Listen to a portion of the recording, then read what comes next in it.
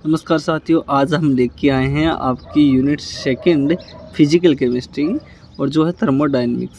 Thermodynamics का मतलब होता है ऊष्मागतिकी, जिसमें हम क्या करते हैं, ऊष्मा के बारे में अध्ययन करते हैं। ठीक है, तो इनके कुछ एक नियम हैं और अलग अलग प्रकार के जो नियम हैं वैज्ञानिकों ने दिए हैं, वो सारी चीज़ आज की इस वीडियो के अंदर हम बात करेंगे। तो देखो, ये जो नोट्स हैं हिंदी और इंग्लिश मिक्स नोट्स मिलेंगे आपको पूरे के पूरे। तो नोट्स लेने के लिए हमारे जो नंबर हैं उन पे हमें मैसेज कर सकते हो। आप किसी भी सेमेस्टर का लेना चाहो तो ले सकते हो, क्योंकि आपके एग्ज़ाम अगर पास में है तो ज़्यादा टाइम नहीं है पढ़ने के लिए। तो जो भी मोस्ट इंपॉर्टेंट क्वेश्चंस है वो आप हमसे ले सकते हो। ठीक है, तो नंबर मैं आपको बता देता हूँ। ये हमारे व्हाट्सअप नंबर है 9057701545। तो इस व्हाट्सअप नंबर पे आप हमें मैसेज कर सकते हो। ठीक है, अब चलिए आज के इस स्टार्टिंग पॉइंट के अंदर हम आपको कुछ एक जो बेसिक चीज़ें हैं वो हम बताएंगे। ठीक है, तो देखो, क्लासिकल थर्मोडायनेमिक्स क्या होती है, पहले तो हम इसको समझेंगे, उसके बाद में क्या है, कैसे हैं, वो सारी चीज़ें हम इसमें देखेंगे। तो देखो, ये जो फिजिकल केमिस्ट्री होती है, जो हमारी भौतिक रसायन है, उसकी एक शाखा होती है। ठीक है, तो फिजिकल केमिस्ट्री की वह शाखा जिसमें क्या करेंगे, हम सिस्टम तथा जो सराउंड है उनके बीच में जो ऊष्मा है, जो हीट है, वो फ्लो की स्टडी करते हैं, ऊष्मा की अध्ययन करते हैं। तो उससे हम क्या बोलेंगे, क्लासिकल थर्मोडायनेमिक कहेंगे।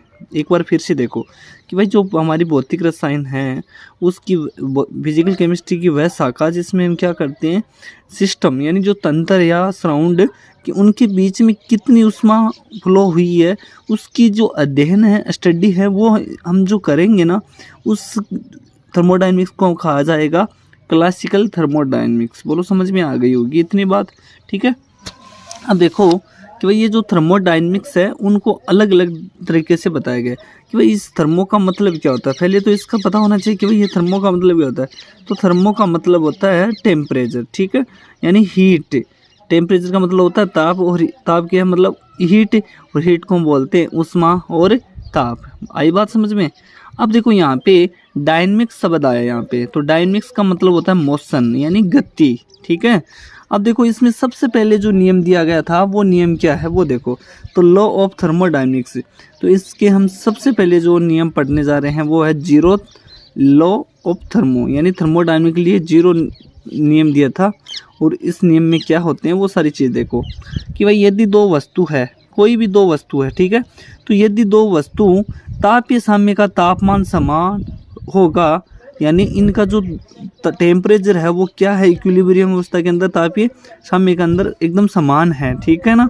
अब इक्विलिब्रियम का मतलब क्या होता है, ये जो दे रखा है कि भाई ए से बी और बी को वापस बनाए तो ए में चेंज हो जाता है, बी सी के अंदर हो जाता है, सी को ए में चेंज हो जाता है, मतलब ये पूरी की पूरी जो अवस्था होती है ना, इस अवस्था को हम बोलते हैं इक्विलिब्रियम। ठीक है, देखो, यदि दो वस्तुएं तापीय साम्य का तापमान समान होगा, ठीक है, यानी उनका जो टेम्परेचर है वो कैसा है, यहाँ पे समान है। ठीक है, तो इसके अनुसार यदि दो वस्तुएं, मतलब दो वस्तु ए तथा बी, तो ए तथा बी किसी तीसरी वस्तु कौन है, सी।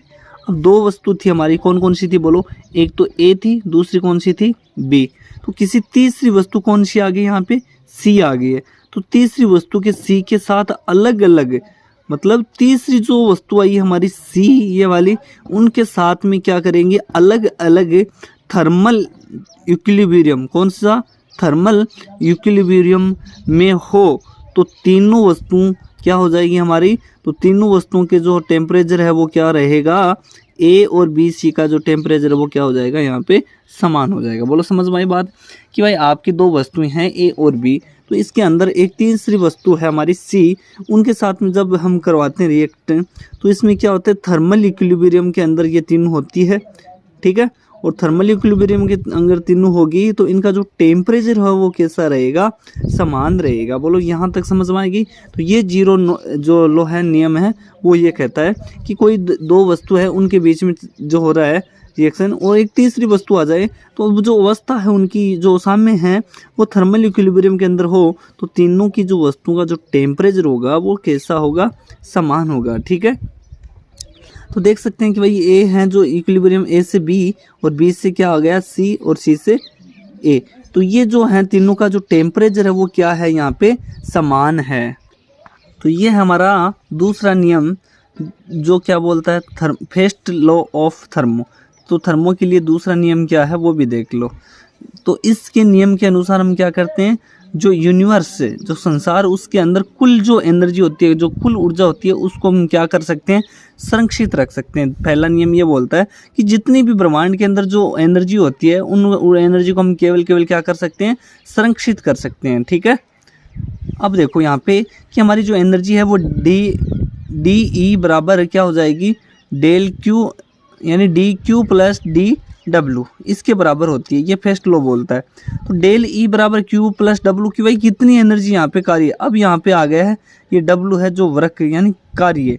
तो इसमें अगर आप कोई कार्य करोगे तो उसमें यहाँ पे क्या होगी, बोलो, उसमें यहाँ पे क्या होगी भाई, खर्च होगी या नहीं होगी। अरे यहाँ पे उष्मा होती है नहीं होती है, कोई भी कार्य करते हो उष्मा उत्पन्न भी होती है, खर्च होती है। तो ये जो नियम ये बोलता है कि हम केवल क्या कर सकते हैं, उस जो उष्मा होती है, जो एनर्जी होती है इस ब्रह्मांड की, हम केवल संरक्षित रख सकते हैं। ठीक है, और ये जो इक्वेशन होती है ये मैथमेटिकली रिप्रेजेंट करते हैं। अब यहाँ पे क्या होता है कि भाई जो आए हैं उनके बारे में हम देख लें। तो हीट अब्जॉर्ब, तो जो अब्जॉर्ब करती है उस सिस्टम के लिए क्यू दिया है, और क्यू का मतलब होता है आवेश। आवेश कितने प्रकार के होते हैं, 2, धनावेश और ऋणावेश। ठीक है, तो ये हमारा पॉजिटिव चार्ज है, और ये किसके लिए, नेगेटिव चार्ज के लिए। तो work done by the system, कि भाई इस सिस्टम के लिए जो काम किया गया है वो क्या है, यहाँ पे नेगेटिव आ रहा है, तो डब्ल्यू बराबर नेगेटिव भी आ सकता है, और यहाँ पे ऑन द सिस्टम पॉजिटिव भी आ सकता है, दोनों के दोनों आ सकते हैं। तो ये फर्स्ट लॉ था। ठीक है, तो ये छोटा सा वीडियो मैंने आप लोगों के साथ शेयर किया। और अगर आप नोट्स लेना चाहते हैं फिजिकल केमिस्ट्री या ऑर्गेनिक किसी का भी, तो आप ले सकते हो। ये नंबर हमारे 9057701545। तो ये आपको क्लासिकल थर्मोडायनेमिक आज का ये लेक्चर कैसा लगा कमेंट करके मेरे को ज़रूर बताएगा, और अगला वीडियो किस टॉपिक पे चाहते हैं तो वो भी कमेंट करके ज़रूर बताएगा। ठीक है, मिलते हैं नेक्स्ट वीडियो के अंदर। आज के लिए इतना ही। Thank you so much.